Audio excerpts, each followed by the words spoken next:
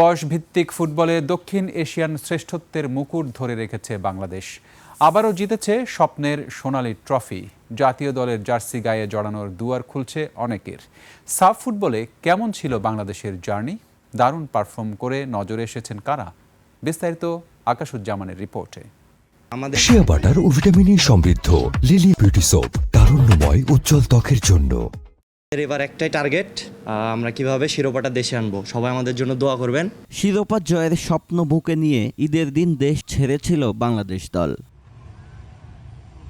মালয়েশিয়ায় বেশ কয়েকদিন করে কঠোর অনুশীলন।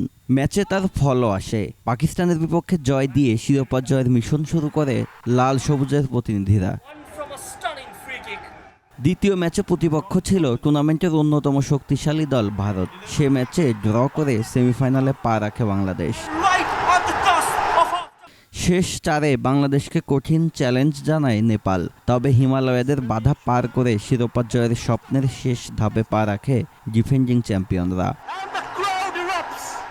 ফাইনাল ম্যাচে আবারও ভারত বাধা। এই দলকে হারিয়েই শিরোপা জয়ের স্বপ্ন দেখেছিল বাংলাদেশ। নির্ধারিত সময়ে কঠিন লড়াই করে গোল আদায় করতে না পারলেও টাই ব্রেকারে বাজিমাত করে মাহিন সুলেভানরা। ম্যাচ জিতে বুনো উল্লাসে মাতে বাংলাদেশ দল। হয়তো এই টুর্নামেন্টে অনেকের জন্যই খুলে যাচ্ছে জাতীয় দলের দরজা। শক্ত মানসিকতার প্রমাণ দিয়েছেন এই দলের অধিনায়ক। পুরো টুর্নামেন্টে নজর কেড়েছেন মার্কিন প্রবাসী দুই ফুটবলার ডিক্লেন সুলেভান ও রোনাল্ড সুলেভান। নিজেদের সক্ষমতার প্রমাণও দিয়েছেন তারা। প্রথমবার বাংলাদেশের জার্সি গায়ে তুলে দেশকে উপহার দিয়েছেন সোনালী ট্রফি।